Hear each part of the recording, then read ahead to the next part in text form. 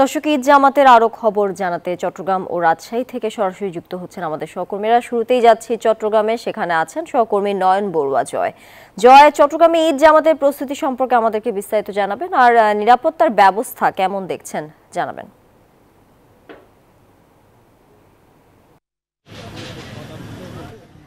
ধন্যবাদ আপনাকে। আপনি দেখতে পাচ্ছেন যে প্রধান ঈদ জামাত যেখানে হবে 7:30টায় আগামীকাল, দ্বিতীয় জামাতও একই স্থানে হবে জমিতল ফালা মসজিদ ময়দানে। এখানে যে নিরাপত্তা আমরা দেখছি, পুলিশ কমিশনার কৃষ্ণপদ রায় তার নেতৃত্বে কিন্তু একটি এখানে নিরাপত্তা দেওয়ার যে প্রস্তুতি, তাদের সেই প্রস্তুতি দেখানোর জন্য কিন্তু তারা এসেছেন। আমরা দেখছি পুলিশ কমিশনার আছেন, একই সাথে পুলিশের উচ্চপদস্থ কর্মকর্তা যারা আছেন তারাও আছেন। আমরা দেখছি প্রতিবারের মতো এবারও তার কোনো ব্যতিক্রম আমরা দেখছি না। তাদের যে 4 স্তরে 3 স্তরে যে নিরাপত্তা, সেই নিরাপত্তার চাদরে তারা ডেকে রেখেছেন। একই সাথে চট্টগ্রামের অন্যান্য ঈদগাহ ময়দানগুলোও কিন্তু তারা প্রস্তুত রেখেছে বলে আমাদেরকে জানিয়েছেন।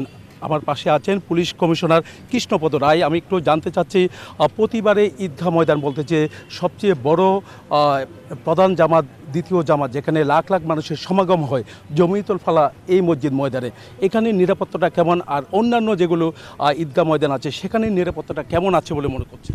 ধন্যবাদ আপনাকে। প্রথমেই চট্টগ্রাম মেট্রোপলিটন পুলিশের পক্ষ থেকে সম্মানিত নগরবাসীকে ঈদের শুভেচ্ছা জানাচ্ছি, ঈদ মোবারক। আপনি যথার্থই বলেছেন, এই প্রাঙ্গণে, এই মসজিদ প্রাঙ্গণে প্রধান জামাত অনুষ্ঠিত হবে। এই প্রধান জামাতকে ঘিরে আমাদের যে নিরাপত্তা থাকবে, আমাদের চট্টগ্রাম শহরে কম বেশি 800টির মতো জামাত হবে, বেশিরভাগই মসজিদ কেন্দ্রিক। ওইগুলোতেও আমাদের স্থানীয় একটি ব্যবস্থা থাকবে। তো আমরা আশা করছি যারা মুসল্লিরা যারা আসবেন তারা অতিরিক্ত জিনিস কোনো নিয়ে আসবেন না, কোনো ব্যাগ ট্যাগ নিয়ে আসবেন না, তাদের আমাদের চেকিং করতে সুবিধা হয় এবং আমাদের যে রিলিজিয়াস যে কার্যক্রম আছে সেগুলো যাতে আমরা তাড়াতাড়ি সম্পন্ন করতে পারি।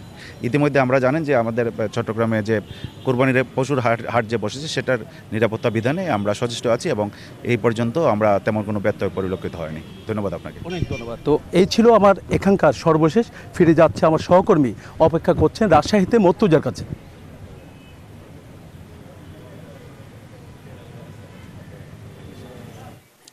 জয়, রাজশাহীতে সকাল 7:30টায় যে কেন্দ্রীয় ঈদগাহ হযরত শাহ মখদুম রূপস কেন্দ্রীয় ঈদগাহ, সেখানে ঈদের নামাজ অনুষ্ঠিত হবে। আর যদি আবহাওয়া খারাপ থাকে তাহলে শাহ মখদুম রূপস যে মসজিদ, মাজার মসজিদ কমপ্লেক্স রয়েছে সেখানে ঈদের নামাজ অনুষ্ঠিত হবে। আর ঈদকে কেন্দ্র করে রাজশাহীতে কঠোর নিরাপত্তা ব্যবস্থা নেওয়া হয়েছে। আমাদের সাথে আছেন রাজশাহী মেট্রোপলিটন পুলিশের কমিশনার বিপ্লব বিজয় তালুকদার। আমরা একটু শুনে নিতে চাই যে ঈদকে কেন্দ্র করে রাজশাহীতে কি ধরনের নিরাপত্তা ব্যবস্থা নেওয়া হয়েছে।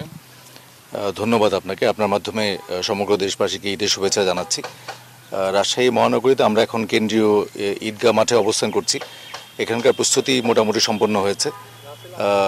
নিরাপত্তা ঝুঁকি এইবার আমরা খুব কিছু একটা দেখছি না এখানেও। তারপরেও আমরা এখানে সিসিটিভি ইনস্টল করেছি এবং যথাসময়ে আমাদের পুলিশ সদস্যরা নিয়োজিত হবেন। এর বাইরে এখানে মহানগরের ভিতরে 473টি ঈদগাহ আছে যেখানে মুসল্লিরা নামাজ পড়বেন, সেখানেও নিরাপত্তা ব্যবস্থা গ্রহণ করা হয়েছে। আমি আশা করি সবাই আনন্দঘন পরিবেশে ঈদ উদযাপন করতে পারবেন।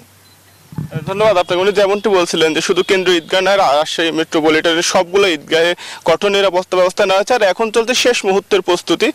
কালকে ধর্মপ্রাণ মুসল্লিরা তারা ঈদের নামাজে একসাথে মিলিত হবেন। এই ছিল রাজশাহী থেকে সর্বশেষ। ফিরে যাচ্ছি স্টুডিওতে। তানিয়া, ধন্যবাদ আপনাকে। দর্শক, ঈদ জামাতের প্রস্তুতি নিয়ে সবশেষ খবর জানাতে যুক্ত ছিলেন আমাদের সহকর্মীরা।